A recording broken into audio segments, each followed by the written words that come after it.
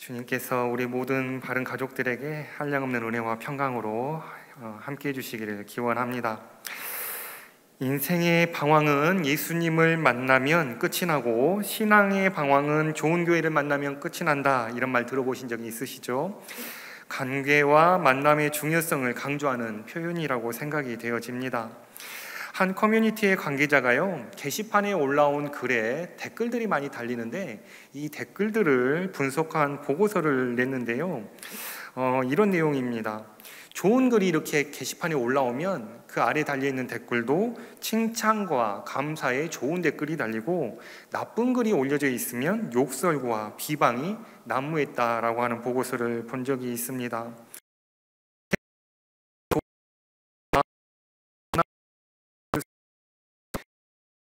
아무리 강조해도 지나치지 않을 것입니다. 하나님께서 우리 인생들을 좋은 곳으로, 안전한 곳으로, 평안한 곳으로 인도해 주실 때 우리는 그것을 선택하는 것 또한 우리에게 지혜를 할 수 있겠습니다. 또 그만큼 나쁜 환경을 멀리하는 것도 우리에겐 필요하다 하겠습니다. 성경에 보면요, 참 좋은 만남과 참 좋은 인연에 대한 이야기가 많이 기록되어 있습니다. 그 중에서는 오늘 예수님과 바울의 만남을 통하여서, 그리고 또 바울과 디모데의 만남을 통하여서 그 만남의 축복을 주시는 하나님의 은혜를 함께 나누고자 합니다. 바울은요, 과거에 예수님과 그를 추종하던 그리스도인들을 핍박하던 유대인이었습니다. 예수님과의 만남이 있기 이전에는 그는 그런 기독교인들을 괴롭히고 힘들게 했던 사람이었는데, 어찌된 영문인지 예수님을 만난 이후에는 그의 삶이 변화되고 또 새로워지고 예수 그리스도를 위하여서 평생에 헌신하는 그리스도인으로 개종하기에 이릅니다. 그의 가장 큰 변화라 한다면 그는 예수님은 누구이신가 하는 이 주제를 죽는 날까지 증언하는 사람이 되었다는 거예요. 그렇다면 바울은 어떤 점이 자신의 전 생애를 송두리째 바꿀 만한 가치로 작용할 수 있었을까? 그가 지난날에 가지고 있었던 신념과 또한 목표와 삶의 모든 기적들을 다 포기할 만큼 얼마나 놀라운 사건이 있었던지를 한번 돌이켜보면 좋겠습니다. 그 원인에 대하여서 살펴보았는데요, 신약 성경 중에 사도행전 26장에 그 근거가 기록되어 있었습니다. 바울은 예수님을 만난 자리에서요, 예수님에게 다음과 같은 이야기를 듣는데, 예수님은 그에게 세상 사람들이 아직까지 잘 모르는 비밀에 관한 이야기를 하게 됩니다. 그것은 무엇이었냐면 하나님의 구원 계획이었습니다. 하나님의 구원 계획이 무엇이었냐면, 이전까지는가 아닌 이제로부터는 예수를 구주로 믿고 고백하는 자들을 구원하시겠다 하는 이 약속을 듣게 됩니다. 여기에 하나 더 약속을 받게 되는데, 바울을 통하여서 이제 바울은 이방인들에게 예수께서 구주 되심을 알려야 되는 소식을 증거하는 전도자로서의 도구로 쓰임받게 될 것이다 라는 이야기를 예수님께로 듣게 되었다는 것이죠. 결국 바울은 하나님의 계획에 참여하고 자기 자신이 쓰임받게 되었다고 하는 이 사실을 크게 기뻐하고 감격하게 됩니다. 그리고 그의 인생은 이 약속 때문에 인생의 전환이 일어났던 거예요. 바울이 예수님으로부터 받은 이 약속이 우리의 일상생활에서 좀 이렇게 공감을 얻기로 생각해 보자면, 세상에서는 공직사회에 예를 들면 기관장이나 장관으로 임명이 됐어요. 여러분이 그렇게 임명됐다고 하면 그 임명에 대한 감격과 기쁨이 크지 않겠습니까? 또 올림픽에 대한 이야기들이 요즘 많은데요, 올림픽을 이렇게 출전하기 위해서는 한국 대표단의 대표 중에 단장이 세워지게 되는데요, 오늘 바울은 이 대표단의 단장을 맡은 것과 같은 영예를 얻게 된 것입니다. 기관의 대표가 되면 그에게는 그에 따른 권한과 권세를 행사하는 것도 있겠지만, 그것보다도 더 감격스러운 것은 자기 자신의 능력과 가치에 대한 미래 가능성을 인정받았다고 하는 이 가치가 훨씬 더 기쁠 것입니다. 바울도 그랬습니다. 바울도 유대교인이었지만 평생에 하나님을 위해 살기로 작정했던 사람이었는데 하나님의 바뀐 계획, 변화된 계획에 자기 자신이 택함받고 부르심을 입어 그 일을 행할 수 있게 되었다고 하니 얼마나 기뻤을까요? 그는 그 기쁨을 이기지 못하여서 그 복음을 증언하기 위하여서 자신의 모든 삶을 내어버리고 주님의 길을 걷기 시작했던 것입니다. 바울은 그렇게 예수님과의 만남을 통하여서 인생의 진정한 가치를 발견합니다. 그래서 이전의 삶을 청산하고 주님의 사역에 매진하게 되었는데 여러분들 그 금융의 이론 중에 가치 투자라는 것이 있거든요. 이 가치 투자가 무엇이냐면 현재적으로는 큰 수익이나 이윤을 남기는 기업은 아닙니다만 이 기업의 아이템이라든지 기업의 미래의 비전이 좋고 가능성이 있고 또 건전한 경영으로 꾸준하게 성장하고 있다고 하면 미래에는 더 크게 성장할 수 있는 발전 가능성이 있는 것 아닙니까? 이 가능성을 보고 현재 시점에 투자를 하겠다는 거예요. 이게 바로 가치 투자입니다. 미래의 가치를 미리 예견하는 것이죠. 그런데 투자의 방법으로 보면 사도 바울도 가치 투자를 한 것이라고 볼 수가 있습니다. 자기 자신을 전부를 걸어서 주님께 맡겨보기로 한 것입니다. 결론적인 이야기입니다만 이때 바울의 선택은 본인에게도 큰 은혜요 유익이었지만 온 인류의 삶도 송두리째 바꾸어버리는 놀라운 사건이었고 이 사건은 우리의 인류에게 큰 마중물로서 주님과의 연결고리를 만들어내게 됩니다. 무슨 일에든지 사람의 인생은 전부를 걸게 되면 그 일에 열정적이게 되고 책임감 있게 행동하며 최선을 다하게 될 것이고 진지해질 것입니다. 바울의 사역이 그와 같았습니다. 좋은 기업에는 투자자가 몰리고 좋은 정책에는 지지자가 몰려들듯이 예수 그리스도에 관한 구원의 소식을 전파하는 바울의 주위로는 신실한 믿음의 사람들이 모여들기 시작했습니다. 많은 사람들이 그렇게 모여들고 그들의 모임들은 교회로 형성되어지게 되었으며 이 가운데는 디모데라고 하는 젊은 청년도 포함되어 있었습니다.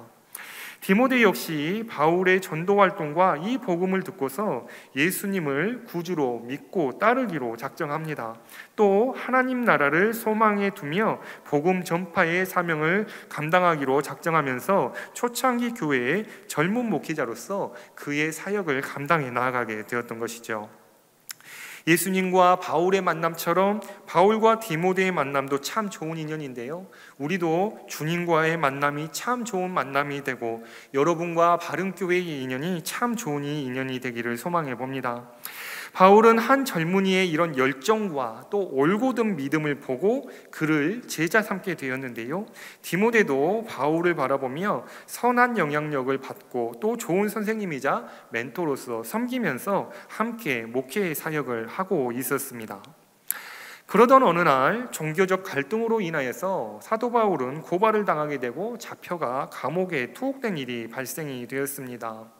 디모데에게 있어서는 정신적인 지주였고 가장 든든한 후원자였기 때문에 바울의 투옥 소식은 어떻게 보면 목회의 위기라 할 수 있었을 것입니다. 그리고 마음도 상당히 불편하고 힘들었겠지요.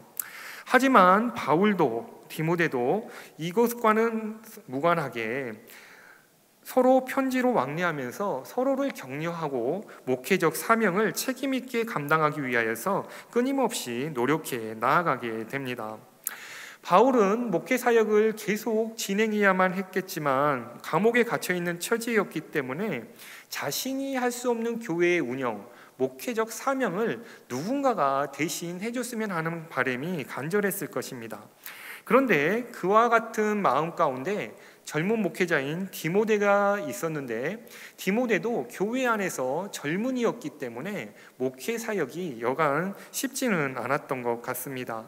교회 안에는 여러 가지 갈등도 있었지만 교회는 또 외부로의 세력부터의 많은 위협과 공격도 있었기 때문이었습니다. 그에게 그래서 바울은 편지를 쓰면서 신앙을 격려하고 또 올곧은 믿음 생활을 할 수 있도록 디모데 전서라고 하는 편지를 써서 보내게 되었는데요. 오늘 우리도 이 편지의 내용을 통해서 우리의 신앙을 한번 돌이켜보고 세상의 여러 가지 풍파를 이겨낼 수 있는 믿음을 함께 얻기를 소망해 봅니다. 먼저 사도 바울은 디모데에게 권면하기를 이것을 좀 지켰으면 하는 바람으로 당부를 합니다. 첫 번째는 정함이 없는 재물에 소망을 두지 말고 모든 것을 넉넉하게 주시고 누리게 하시는 하나님께 마음과 뜻을 두라고 권면하였습니다. 이게 무슨 말일까 이렇게 묵상을 해보면 돈은 그냥 나쁜 것일까? 아니면 황금 보기를 돌처럼 해야 되는 것일까? 이런 생각이 들 수도 있겠지만 그런 의미에서 이 말씀을 준 것은 아닌 것 같습니다. 우리가 신앙생활을 하다 보면 신앙생활을 방해받는 요인들이 몇 가지가 있어요. 직장의 문제, 관계의 문제, 건강의 문제가 그것입니다. 그런데 신앙생활을 해방하는 많은 요인들 중에 특별히 직장과 생계에 관련된 문제는 돈과 결부되어 있어서 쉽게 포기하거나 이것을 거절하는 경우가 어렵다고 합니다. 예를 들면 이런 것이죠. 영업을 주업으로 삼는 사람들은 쉬는 날에도 고객을 만나야 되고 인맥관리 차원에서 모임과 행사를 나아가야 합니다. 또 직장 생활 하시는 분들은 직장에서 직장의 상사가 여러 모양으로 모임을 갖자고 했을 때 과연 이러한 모임과 약속들을 쉽게 거절하거나 취소할 수 있을까? 쉽지 않다는 거예요. 왜냐하면 그 모임과 요청을 거절했을 때 나에게 직접적으로 돌아오는 피해로 인하여서 내 생활이 곤란해지고 내 가족이 어려움을 겪겠다는 판단하에서 이것들을 거절하지 못한다고 합니다. 그런데 이와 같은 일들이 현대사회만의 문제는 아니었다는 거예요. 2000년 전에도 물질은 그들의 생계에서 중요한 수단이었고 또 경제활동은 그들의 삶에 꼭 필요한 것들이었습니다. 바울도 세상사 이치를 몰라서 지금 젊은 목회자인 디모데에게 물질을 멀리하라고 권면하는 것이 아니었다는 거예요. 그러면 무엇 때문에 이와 같은 말씀을 하였을까? 우리는 물질이 있는 곳에 사람의 마음도 있기 때문에 우리가 함께 본 성경 말씀 17절에 보면 이 세대에서 부한 자들에게 명하여 마음을 높이지 말고 이런 표현이 있는데요. 이게 무엇이냐면 부자들에게 나아가서 자기를 드러내면서 자신도 부자로부터 얻게 되는 낙수 효과를 기대하지 말라는 것을 먼저 사전에 이야기한 것입니다. 그러므로 사람에게 옳게 보이려고 애쓰는 것보다 누구에게 옳게 보이는 게 중요하다? 바로 하나님 앞에 나아가 하나님 앞에 바로 세워지고 내 자신을 드러내고 옳게 보이려고 하는 행위가 훨씬 더 중요한 가치임을 깨닫게 하려고 이와 같은 말씀을 했다는 거예요. 결국 우리는 누군가에게 자신을 드러내고 자신들을 표현하려고 할 때에는 그 사람으로 하여금 나를 알아주고자 하는 마음에서 이와 같은 표현을 하는 것 아니겠습니까? 사도 바울은 이제 그 생활의 관점과 인생의 목표와 방향을 사람들에게 두지 말고 하나님께 먼저 우선으로 두었을 때 하나님께서 우리에게 베푸시는 은혜와 풍성한 복을 기억하라고 요청하였던 것입니다. 그래서 바로 이어서 두 번째 권면을 주게 되는데요. 하나님께 마음을 둔 사람, 하나님께 옳게 보이고 하나님의 뜻을 따라 순종하며 살아가는 사람에게는 하나님께서 복을 주실 텐데 그 복을 받았을 때 나의 소유, 나의 유익, 나의 즐거움을 위해서만 쓰지 말고 이것을 어디에 써야 하냐면 선을 행하고 선한 사업을 많이 하고 나누어 주기를 좋아하며 너그러운 자가 되라고 18절에서 말씀하고 있습니다. 선을 행하고 선한 사업을 많이 하라는 것이에요. 비단 이것은 물질적인 복을 가지고만 하는 것은 아닐 것입니다. 하나님께서는 우리에게 물질도 주시지만 건강도 주시고 지혜도 주시고 재능도 주시고 시간도 주시고 사랑하는 마음도 주셨습니다. 이 모든 것들을 사용하여서 선한 일을 행하며 선한 사업을 하라고 요청하고 있었던 거예요. 결국 이 선한 일, 선한 사업이란 무엇이겠습니까? 교회적인 관점에서 보면 이것은 많은 사람들의 영혼을 구하는 일, 그리고 다음 세대를 교육하는 일, 그리고 선교와 구제와 친교와 봉사의 사역을 확장시켜 가는 일이 선한 일과 선한 사업이 아니겠습니까? 이것을 가정에 한번 대입해 보면 어떨까요? 가정이 부부가 서로 사랑하는 것, 서로 존중하고 배려하는 것, 화목하는 것, 자식들을 잘 양육하는 것, 말씀으로 훈육하는 것, 세상에서 지혜로운 자답게 구별되게 살아가도록 함께 연합하는 것, 이 모든 것이 선한 일, 선한 사업이 될 것입니다. 그런데 이 선한 일을 행할 때에 무엇으로 하냐? 그것은 바로 하나님이 우리에게 허락하신 복을 가지고 이 일들을 행한다는 거예요. 그렇기 때문에 우리는 이것을 나의 욕심으로 채우지 말고, 나의 욕심으로 가정을 자기의 뜻대로 이끌어가지 하지 말고 하나님이 기뻐하시는 일들로 나아가게 된다고 하면, 그때는 비로소 우리의 성품이 너그러운 사람이 되는 것이고 나누어 주는 것을 즐겨하는 사람이 될 것이다, 이렇게 고면하고 있는 것이지요. 하나님께로부터 받은 것을 하나님께로 온전히 드리고, 하나님께서 한량없이 부어주시기 때문에 그 마르지 않는 한량없는 복들이 우리의 삶 속에 흘러넘친다면 우리는 나눔의 부족함이 없을 것이며 인색하지 않은 사람으로 살아갈 수 있을 것입니다. 그런데 이 나눔에 대한 것을 조금 깊이 좀 생각해 보면 좋겠습니다. 막연히 나누는 것은 좋은 방법론은 결코 아닐 것입니다. 그렇지만 주님의 이름으로 행하고 주님의 뜻을 행하기로 작정한다면 그 의미는 사뭇 많이 달라지게 되겠죠. 예를 들면 이런 것입니다. 푸드뱅크라는 사업이 있어요. 이것은 무엇이냐면 푸드뱅크라고 하는 사업장에서 식품을 기탁받아 이것을 소외계층에게 재분배해주는 일을 하는 것을 푸드뱅크 사업이라고 합니다. 그런데 이 푸드뱅크에는요, 정말 많은 식품들이 기증되어지고 이것들이 어려운 사람들에게 쓰여달라고 기탁되어지는 것들을 볼 수 있게 되는데요. 이 식품을 나누어주는 관리자의 입장을 한번 생각해 보시면 좋겠습니다. 식품은 우리에게 참 소중한 것입니다. 때로는 더 많이 가지고 있고 싶고 또 많이 나누고 싶은 것들이 식품이기도 할 텐데요. 이 식품을 나눠주는 푸드뱅크의 직원들은 이 식품을 나눌 때 아까워하거나 자기의 것으로 여겨서 쟁여놓거나 그렇지 않습니다. 왜냐하면 이 소유가 푸드뱅크라고 하는 사업장의 소유이며 이것을 누구로부터 받았는지를 알고 있기 때문에 이것을 나누는 데 있어서 인색하지 않아요. 무슨 의미냐면 끊임없이 식품은 들어올 것이고 내일도 들어올 것이고 이것은 또 나누어질 것을 알기 때문에 그런다는 거예요. 그런데 우리는 하나님께로부터 날마다 채워지는 은혜가 있고 물질이 있고 생활에 필요한 것들이 있습니다. 그러면 오늘도 채워질 것이고 내일도 채워질 것이라고 믿는 사람은 나눔에 인색할 수 있을까요? 그럴 수 없다는 것이죠. 하나님께로부터 받은 것이 없고 이것을 내 거라고 주장하는 욕심이 있을 때는 나눌 수가 없습니다. 그러나 나에게 주신 모든 것, 앞으로 내가 살아갈 수 있는 모든 삶의 터전과 환경에서 얻어지는 것들은 하나님께서 우리에게 주시는 선물이기 때문에 나눔에도 인색함이 없을 수 있다는 것이죠.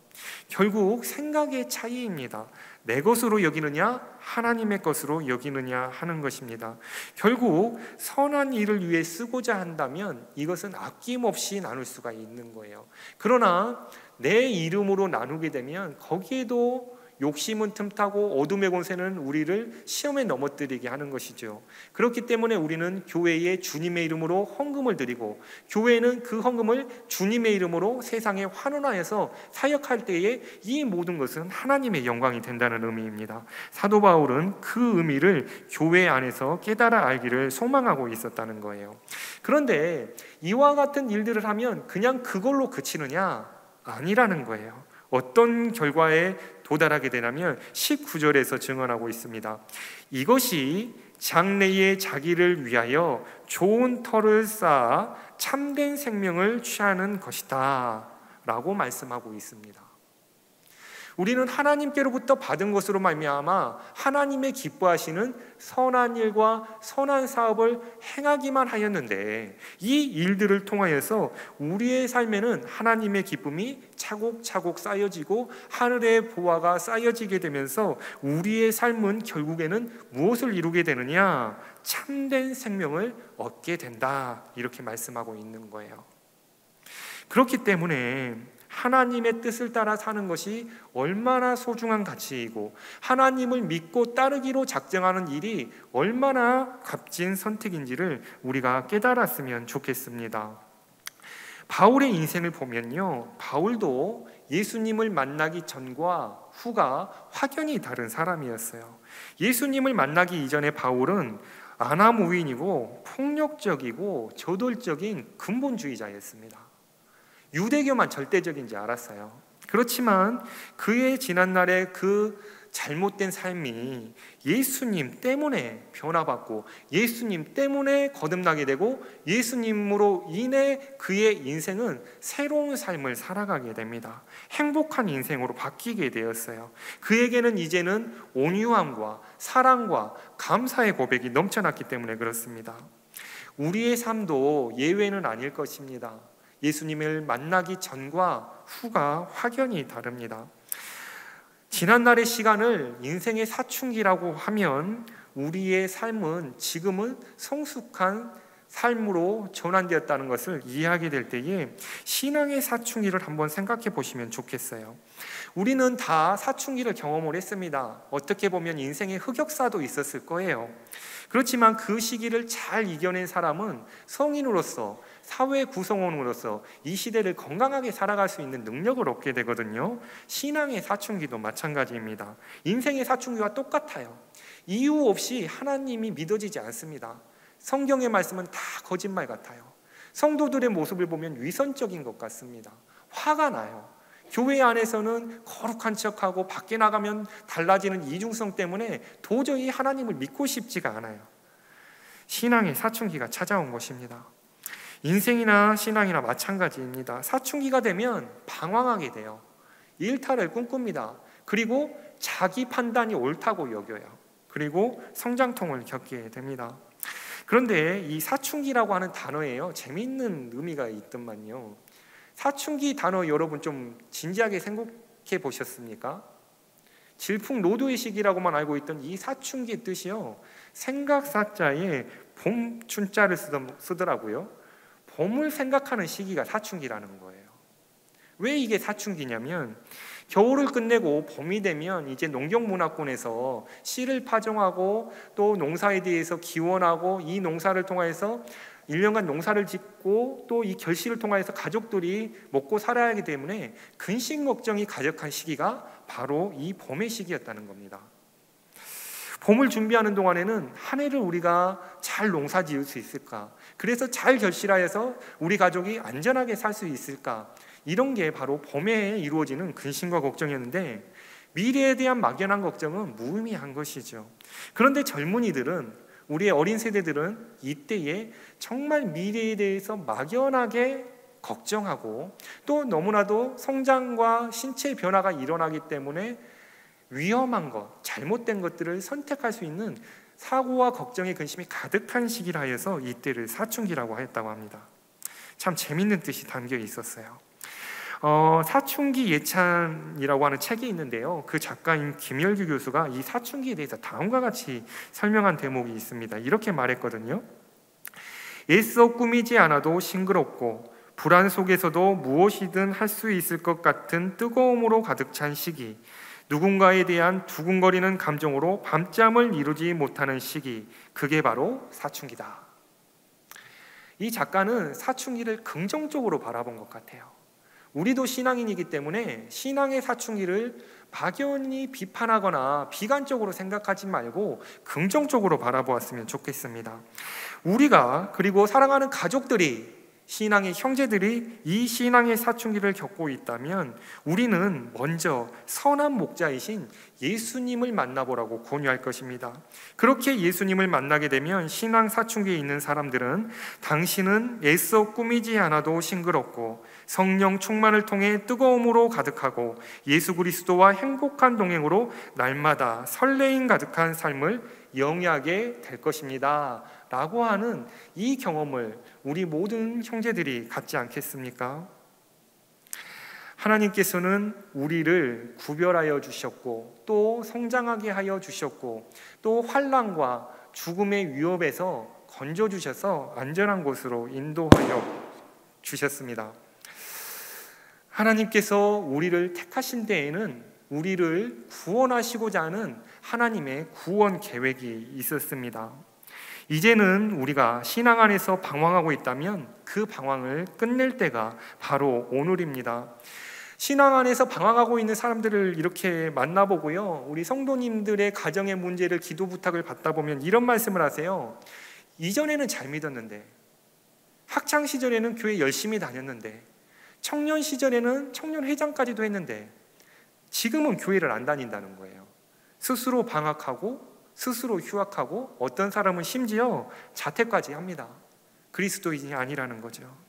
그러나 하나님께서는 여러분들이, 여러분의 가족이 다시금 돌아오기를 기대하고 계십니다. 바로 오늘이 우리에게는 계약하는 날이고 재입학하는 날이고 재등록하는 날이어야 합니다. 여러분이 참된 생명을 얻기까지 한마음 한뜻으로 기도하고 그렇게 간절히 기다렸던 사람, 오늘 정말 오랜만에 그리고 처음으로 교회에 오신 분들은 주의를 한번 살펴보셨으면 좋겠어요. 이렇게 많은 사람들이 여러분의 영혼 구원을 위하여서 함께 기도하고 있었다는 것을 꼭 기억해 주셨으면 좋겠습니다.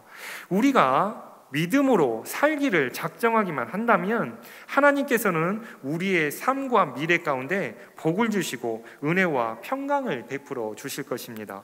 이 구원이라는 말은요, 종교적인 단어니까 좀 이게 쉽게 어감적으로 잘 와닿지가 않아요. 그런데 이 구원을 유의어를 한번 국어사전에서 찾아보시면 구출이라는 단어가 이렇게 유의어라고 기록이 되어 있어요. 구출은 가장 쉽게 이해하려면 119 생각해 보시면 됩니다.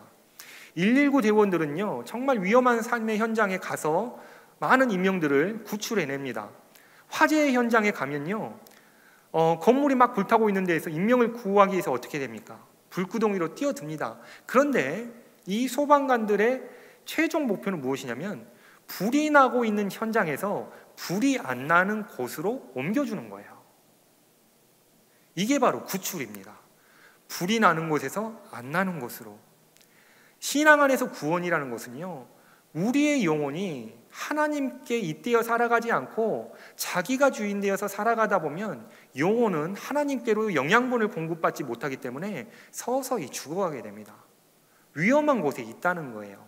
이 위험한 곳에, 화재 현장에 있는 영혼을 안전한 곳, 바로 신앙 공동체로 함께하는 교회로 이렇게 옮겨오는 것, 삶의 자리를 바꾸어 주는 것, 이것이 바로 구원인 것이죠. 세상이 위험하지 않다고 느끼는 사람은 아무도 없을 것입니다. 이 위험한 곳은 벗어나야 해요. 배격해야 됩니다. 그리고 안전한 곳에 머물러 있어야 합니다. 그곳이 바로 교회 공동체입니다. 좋은 사람들이 있는 곳, 좋은 신앙 안에서 예수 그리스도의 참 사랑으로 함께 교제하는 그곳이 바로 교회 공동체이기 때문입니다. 이곳에 어려운 결심으로 발걸음을 옮기셨을 텐데 참 잘 오셨습니다. 이제로부터는 여러분의 영혼은 안전한 거예요. 이 좋은 사람들이 함께 모여 즐겁게 신행생활하는 이곳, 바로 바른교회에서 저와 여러분들은 믿음의 뿌리를 깊이 내리고 주님과 행복한 사귐이 있기를 소망합니다. 그래서 앞으로는 바울처럼 새롭게 다시 태어나며 인생은 전환의 계기를 얻고 세상의 중심에서 역사를 주도해 나가는 거룩한 하나님의 백성으로 이 시대 가운데 날마다 승리케 되는 저와 여러분이 되기를 소망합니다. 이와 같은 약속의 말씀에 잇대어 살아가면서 주님의 영광이 되는 저와 여러분이 되시기를 주님의 이름으로 축원합니다. 함께 기도하시겠습니다. 사랑의 하나님, 온 교회와 구원의 목표를 향해 믿음으로 행진할 수 있도록 인도해 주시니 감사드립니다. 주님의 마음을 본받아 한 생명, 한 영혼을 귀히 여기는 마음을 주심도 감사드립니다. 이제로부터는 신앙의 방황을 멈추고 주님과 깊은 사귐을 통해 새롭게 거듭나는 은혜를 누리게 하여 주옵소서. 특별히 예정과 섭리 가운데 택함받고 부름받은 새 가족들을 성령으로 충만케 하여 주옵시고, 살아서 역사하시는 하나님의 인도하심을 따라 평생에 주의 이름만 높이며 살아가게 하여 주시옵소서. 함께 신앙생활하는 우리 모두에게도 동일한 은혜로 채워주실 것을 믿사옵고, 길과 진리요 생명 되시는 예수 그리스도의 이름으로 기도드립니다. 아멘.